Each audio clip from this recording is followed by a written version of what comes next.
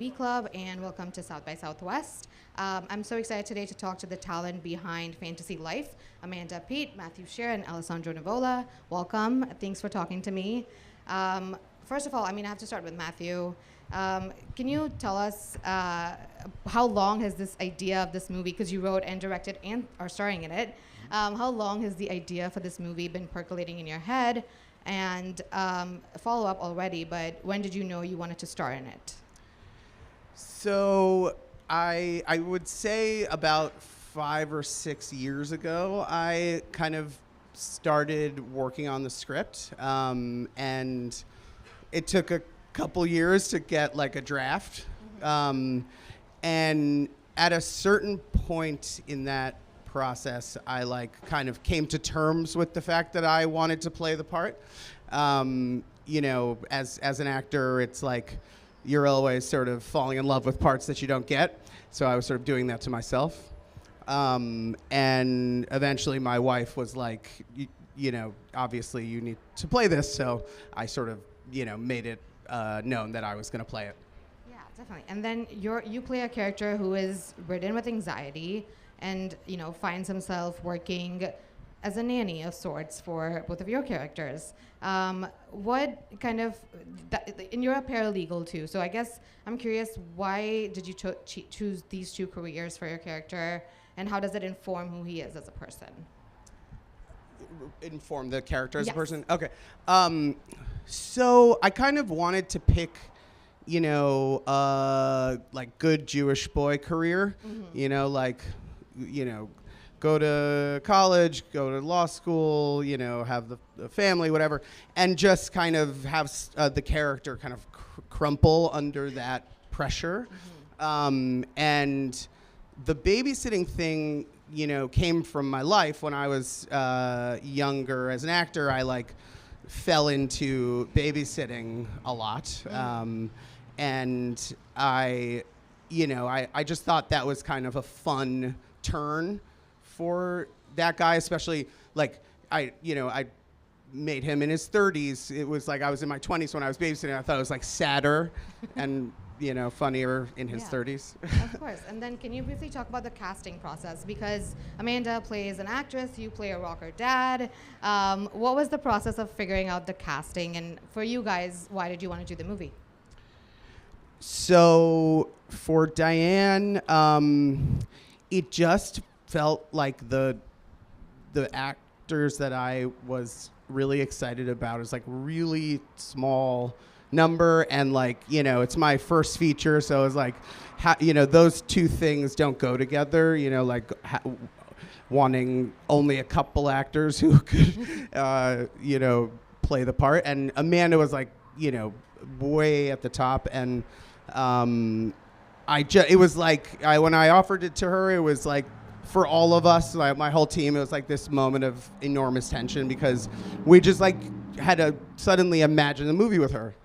And that Amanda is just a favorite actress of mine, and it was once it clicked, I was set on it. And then Alessandro came up actually after Amanda was cast, and we were talking through the character, and we both separately thought of Alessandro.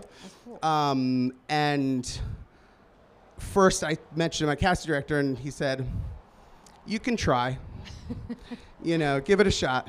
And then I talked to Amanda, and she was like, "I know this dude. I used to date him. He's the best. Let me send him an email." What is that? You've talked about your past romance, no? Yeah. Anyway, Alessandro is one of the most the sharpest comic actors out there, and his range is so amazing. That you know him from his really nuanced dramatic roles, but he just can unleash as a comic actor, and I really wanted that for this part, and so. Well, what made you guys want to sign up for the movie? You wanted me to go first? A few things. So around the time that this script was sent to me, my 2 kids were starring in a Noah Baumbach movie called White Noise. Mm-hmm. They were both playing siblings, playing Greta Gerwig and Adam Driver's kids. And so we were my wife and I were chaperoning our 2 kids on the White Noise set, which was kind of brutalizing to begin with because Noah doesn't allow anyone to have cell phones on the set. So we just were having to sit there for fucking days watching our kids in this movie. And one day, Noah said to me, hey, there's this movie that a young guy named Matt Shear, who I've worked with before, is making, and I think you should be in it. And so that was the first that I'd kind of heard about it. And then Amanda wrote to me, and,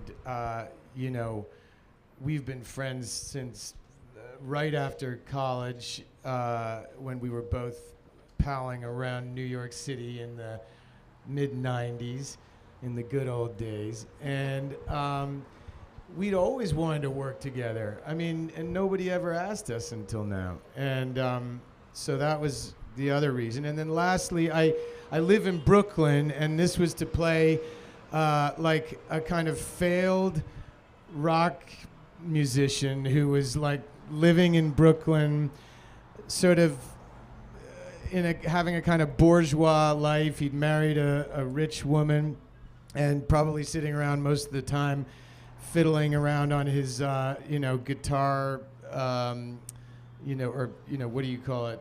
Pro Tools program on his computer and dreaming about his former glory. And I just see so many people like that in my neighborhood, and I thought it would be fun to kind of both satirize that type, but also find what was real and true and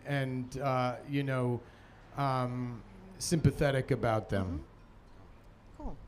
Amanda? Well, this came to me before Baby Girl and before all the like menopausal moms with younger dudes movies. So I was really excited that You actually started the trend. I started the trend. Matthew started the trend. But yeah, I thought the writing is it. I immediately thought it was really funny and poignant, and I myself have a lot of anxiety as a person, and I really liked the way Matthew and the story handles people who struggle with varying degrees of mental illness, but mostly I just thought it was really funny. And I grew up in New York City. I'm a Jewish New Yorker, so it was very much a milieu that I could really relate to and felt and feels close to my heart. So yeah, it was a really easy decision. Among the many things that the movie talks about is your character is an actor who is, still like trying to find her place and like trying to find new roles, exciting roles. So I appreciated, I think, some scenes where you kind of pull back the curtain on what that looks like. It feels realistic, something that I don't think a lot of people think about. What was that like for you to, there's a scene where you're talking to your agent or your friend about, what you can do to get parts that you really want. What was that like for you to, I guess, play? Did you have to, memories to look back on? Or what was that like for you? Did I have to wait? What was the last What bit? was that like for you to play? Did you have like memories that you were picking from? Did you have experiences that you were thinking about? Memories from like the week before, like talking to my agent, being like, sorry, Kranzler. Yes, of course.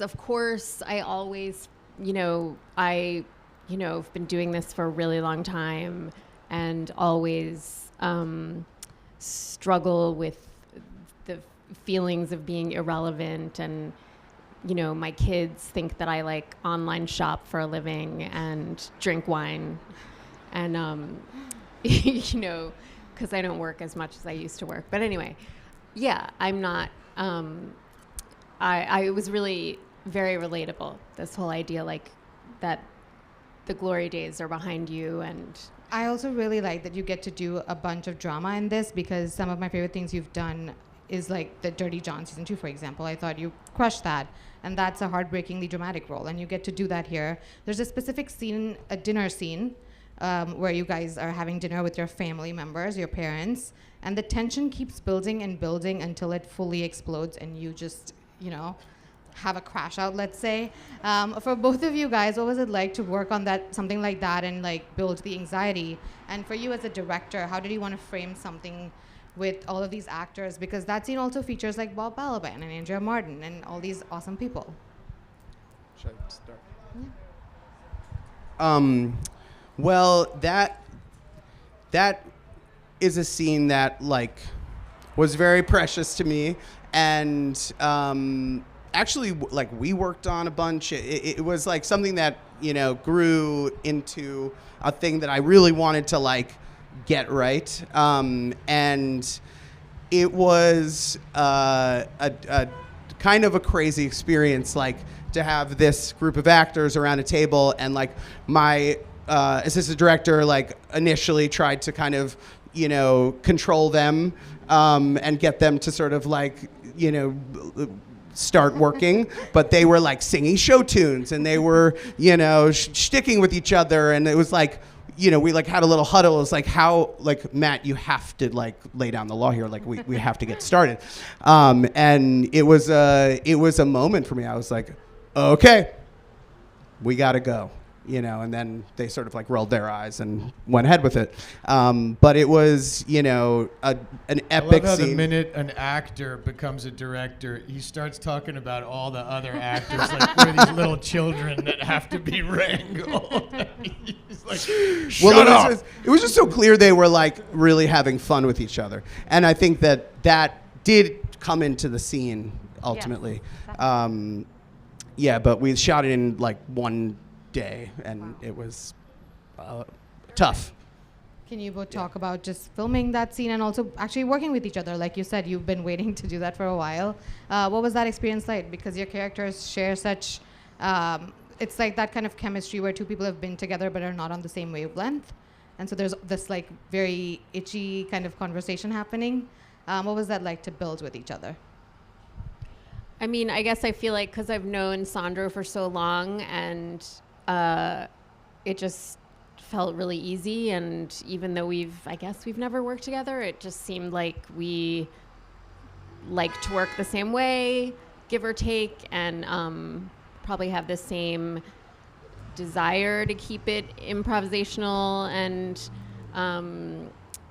it felt so weirdly easy and delicious. And I agree with Matt that even though I know you've seen Alessandro be funny, like I feel like he's like phenomenal comedic timing and subtle comedic choices that make me pee in my pants when I see it. And sorry if that sounds gross.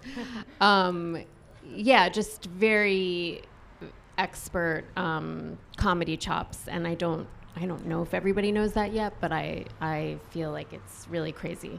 So I'm excited to be doing some funny stuff with him. Well, I feel the same damn way about you, and I mean, it was just very. We didn't really talk about the scenes a whole lot before we shot them. We just sat down and went, and I think we both like to kind of from take to take try different things. And I guess one of the things of knowing each other for a long time, you feel kind of safe, and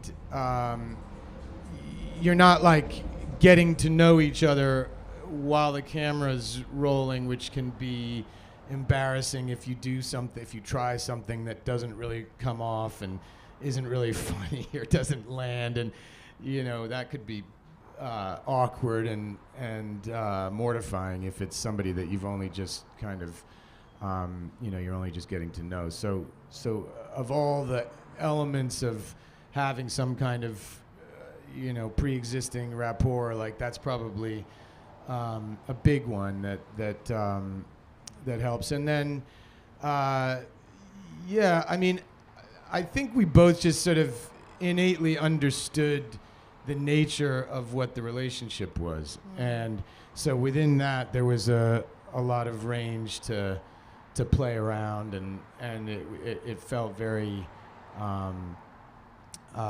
sometimes on little movies, what's nice about it is you don't feel any pressure because you're thinking no one's ever going to see this. So, and I mean, we're already proved wrong. Here we are at South by Southwest, and tonight we're going to have our big premiere. But, while you're filming these movies, as opposed to like some, Hollywood blockbuster, you just like some of the self-consciousness goes just because you feel like you're just doing it in your own little private world.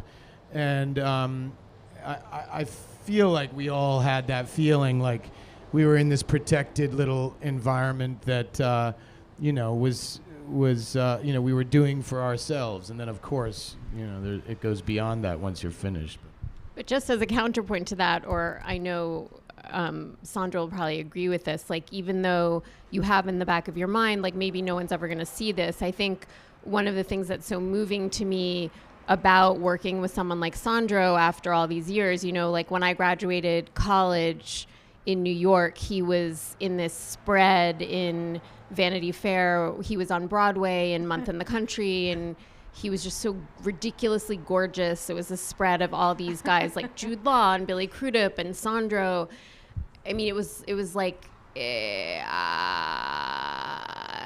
was kind of like porn for me. For like, it's probably like what a teen boy thinks about with porn. Like that was what that spread was to me. It was like the Hollywood up and comers. It was like 96, maybe 97. Yeah. Watch everyone go and look that up now. Look it up. It was titled "The Boys of Broadway." Okay.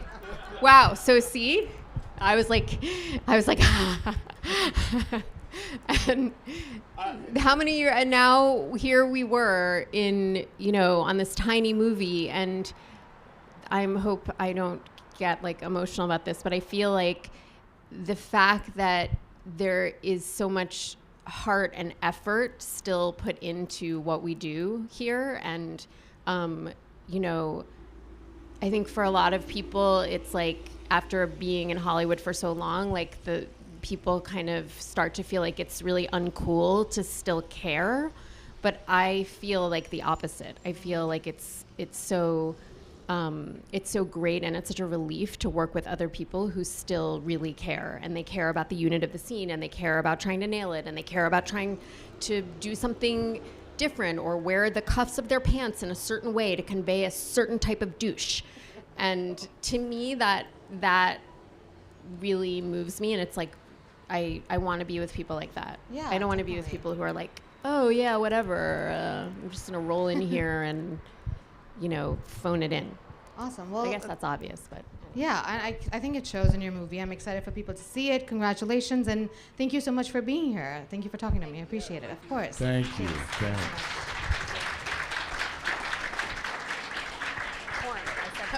That was incredible. holy shit. Thank you guys. Thank you. Thank you.